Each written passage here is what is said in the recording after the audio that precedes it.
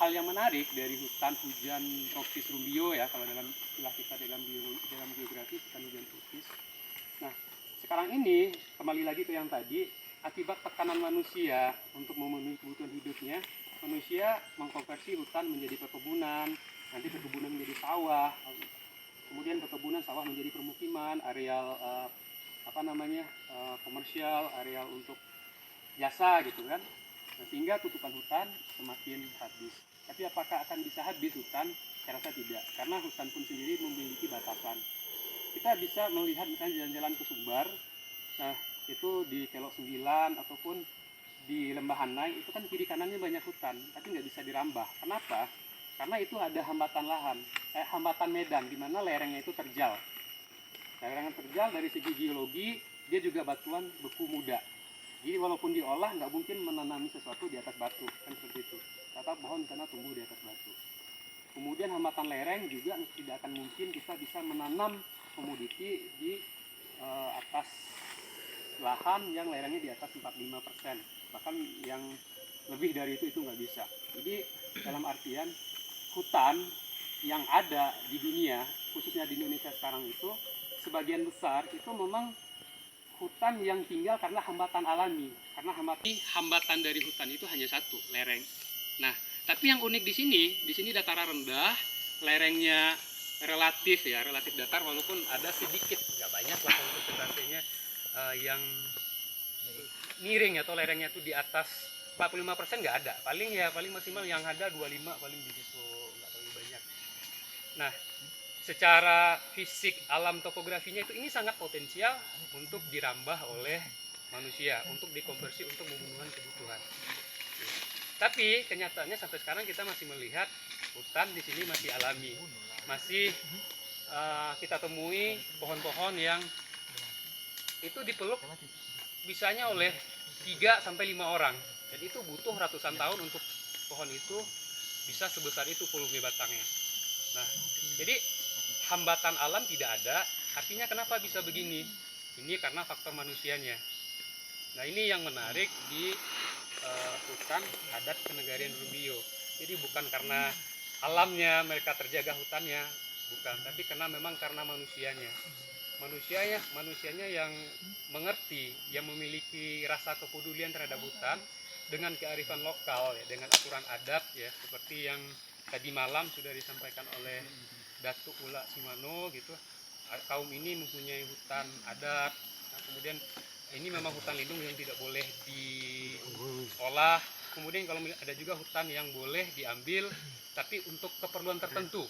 Misalnya ada janda yang rumahnya sudah ketirisan katanya kan, kemudian tidak ada biaya untuk gitu ya tuh, yang tidak ada biaya untuk memperbaiki, maka hutan itu boleh diambil isinya. Tapi kalau hutan ini tidak, nah itu bentuk kearifan lokal yang ada di Negari Rumbio ini, sehingga hutan yang tidak ada hambatan alaminya tapi masih bisa terjaga sampai saat sekarang. Itu sangat luar biasa gitu, karena memang hutan yang namanya hutan menurut negara ya, yang dikelola oleh Kementerian Kehutanan, yang kita katakan dengan kawasan kehutanan, itu secara aturan dia kawasan hutan, tapi secara fakta di lapangan tutupannya malahan bukan hutan lagi. Itu banyak.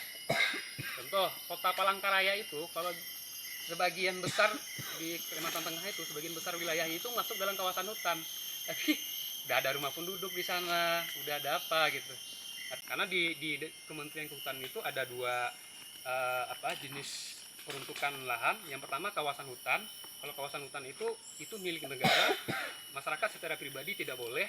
Nanti di kawasan hutan itu ada hutan lindung, ada taman nasional, ada Soka Marga Satwa, dan ada juga hutan yang boleh digunakan untuk kemaslahatan perekonomian sekitar ya, seperti hutan produksi terbatas, dan itu banyak yang biasa diberikan izin konsensi kepada perusahaan-perusahaan. Nah, di luar dari kawasan hutan tadi, di luar hutan lindung, Soka Marga Satwa, Taman Nasional, HPH, hutan produksi terbatas, itu namanya APL, areal penggunaan lain. APL ini itu boleh digunakan sesuai kemauan yang punya gitu. Artinya kita diberikan hak untuk memiliki. Kalau kawasan hutan tidak. Walaupun perusahaan mengelola, tapi dia hanya hak pakai dengan izin kontrak HPH ya sesuai perjanjian, mungkin 10 tahun, 30 tahun gitu. Tapi kalau di APL itu boleh disertifikatkan. Boleh sertifikat itu diagunkan ke bank dan atau sertifikat itu lahan itu bisa dijual beli dan itu bisa mendatangkan hasil uang gitu. Tapi kalau kawasan hutan nggak bisa. Walaupun kita yang mengelola, tapi nggak bisa disertifikat atau apa. Nah, sementara di sini yang areal penggunaan lain, artinya kalau masyarakat mau disertifikat ini bisa, secara aturan bisa, boleh ini disertifikat, nggak ada aturan yang dilanggar karena memang dia APL, areal penggunaan lain. Intinya pengelolaan lingkungan, kehutanan dan segala macam itu memang tidak harus melulu pakai hukum gitu ya. Tapi dengan kearifan lokal, pendekatan kemasyarakatan itu juga lebih efektif.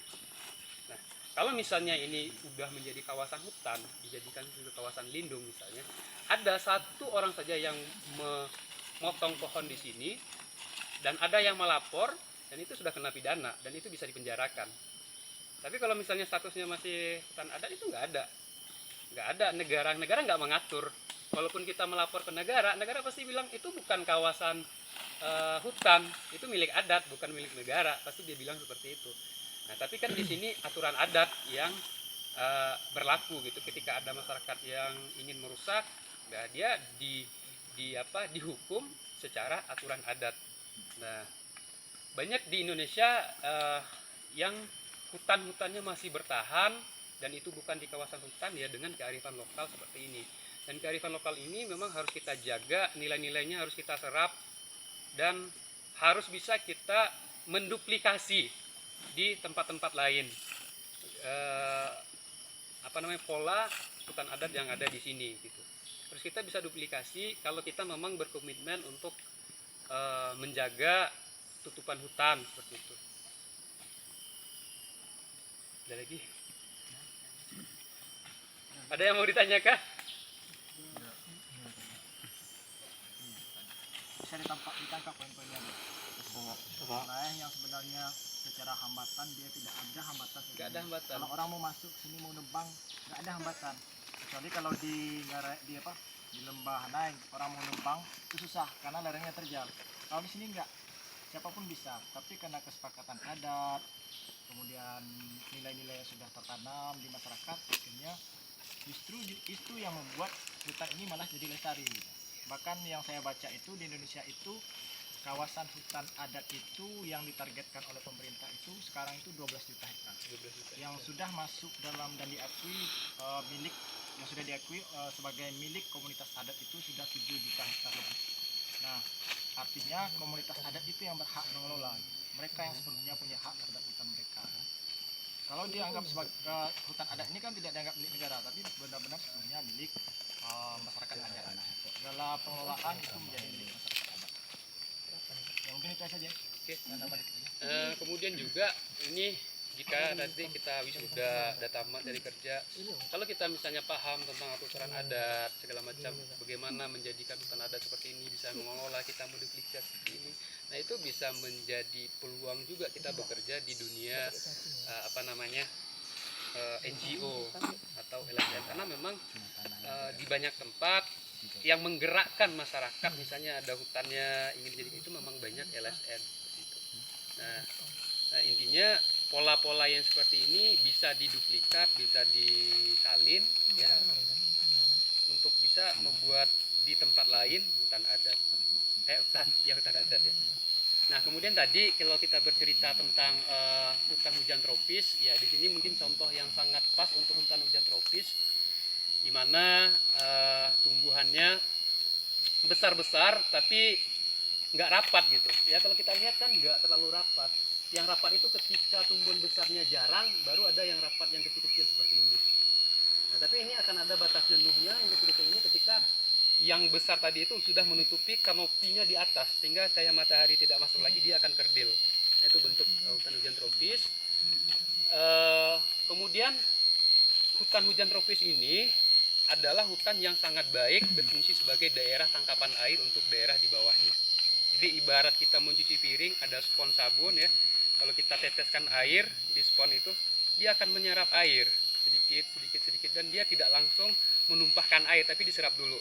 Tapi ketika kerannya itu kita matikan, maka spons ini akan mengeluarkan air setetes demi setetes dalam jangka waktu yang lama sampai spons itu kering.